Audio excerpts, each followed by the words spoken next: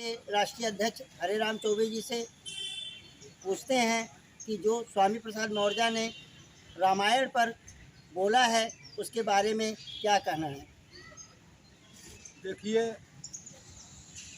स्वामी प्रसाद मौर्य से आगे बढ़कर के मैं एक बात कहना चाहता हूँ कि सनातन पर सदियों से हमला हो रहे हैं। आपके संज्ञान में एक बात लाना चाहता हूँ कि मैक्स मूलर और विलियम हंटर, अंग्रेजों के ज़माने में मैक्स मूलर जर्मनी का एक संस्कृत का जानकार था, भारत कभी आया नहीं था,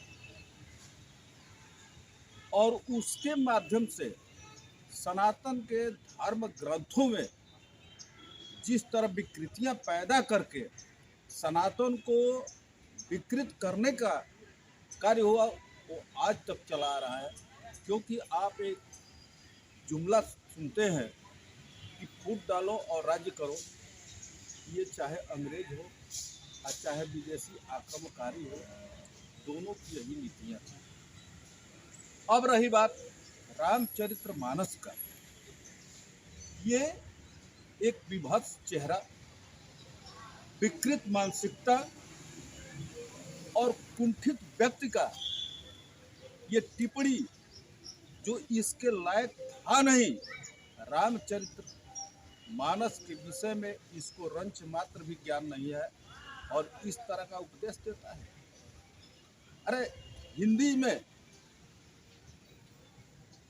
अलंकार भी होता है, इससे पूछो कि अलंकार का मतलब क्या है।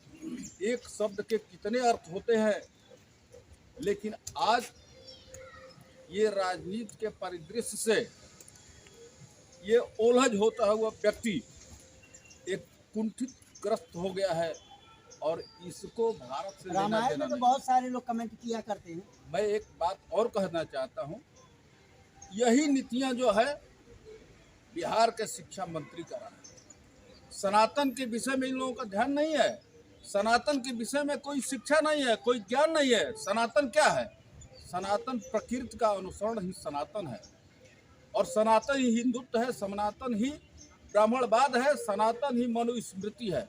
मैं एक बात खोल करके कहता हूँ कि आज भारत संविधान जो बना है हम उनका कदर करते हैं, लेकिन जिस तरह से भारतीय संविधान में संशोधन किया जा रहा है, अगर मान लीजिए कहीं भी किसी तरह की विकृतियां पैदा हो, क्या उसको सुधारने की आवश्यकता नहीं है। लेकिन ये अर्थ का अनर्थ करते हुए ये समाज से बहिष्कृत करने वाले सरकार से क्या कहना चाहेंगे? मैं सरकार से ये कहना चाहता हूँ कि ये सामाजिक समरसता में विकृतियां पैदा करने वाले स्वामी प्रसाद मौर्य को इसके ऊपर FIR दर्ज हो, और समाज से मैं अनुरोध करता हूँ कि इसको सामाजिक बहिष्कृत किया जाए। ये समाज का नेतृत्व करने लायक नहीं है।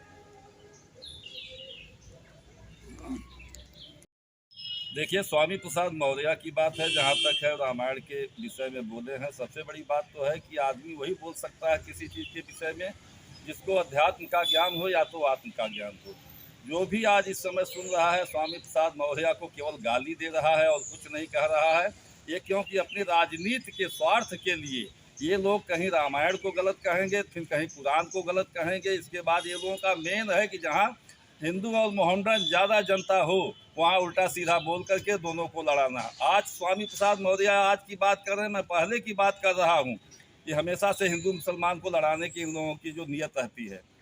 जिस समय राम मंदिर पे कितना मुसलमान हिंदू को लोग कटवा डाले, उस समय मैंने खुद कहा था राम रहीम एक हैं, वही ईश्वर हैं, वही अल्लाह हैं, वही हम हिंदू हैं, मुसलमान हैं, हमारे भाई हैं, हम उनके भाई हैं। बशर्ते ये जो है क्या नाम है कि जितना भी कर रहे हैं स्वामी प्रसाद मौर्य बहुत गलत कर रहे हैं। इनको जो है जब तक ज्ञान नहीं है, पहली बात इनको सुनना चाहिए, और दूसरी बात है तुलसीदास के ऊपर टिप्पणी करें, भगवान राम के ऊपर टिप्पणी करें। टिप्पणी कब किया जाता है कि तुलसीदास से भगवान राम से ऊपर हों तब ये टिप्पणी करें। अपने बराबरी में टिप्पणी किया जाता है, अपने कम से अपने से ऊपर से कभी नहीं किया जाता। इसलिए जो हम यही कहेंगे कि स्वामी प्रसाद मौर्य गलती को अपने माफ़ी मांगे, फिर भी माफ़ी मांगने के योग्य नहीं है, ना तो छोड़ने के योग्य हैं। इनको हर हालत में जो है सब पार्टी मिल करके दबाव दीजिए। नेता आज स्वामी प्रसाद मौर्य बोले हैं, कल कांग्रेस में बोलेगा, फिर आम आदमी पार्टी बोलेगा, फिर बीजेपी बोलेगा, सब लोग बोलेंगे। इस तरह से हम कहने का मतलब है कि हमारे किसी भी, चाहे हमारा हिंदू का धर्म हो, चाहे मुसलमान का, चाहे सिख हो, चाहे ईसाई को हो, किसी के धर्म के मामले में न बात करें। ये लोग अपने अपने राजनीति की बात में करें, केवल अपने फायदे के लिए लड़ाने की बात करते हैं। इसलिए ये अपनी आदत को छोड़ दें, नहीं तो जनता जब खिलाफ हो जाएगी तो इन लोगों का हालत खराब हो जाएगी, ये लोग लड़ने लायक भी नहीं रहेंगे।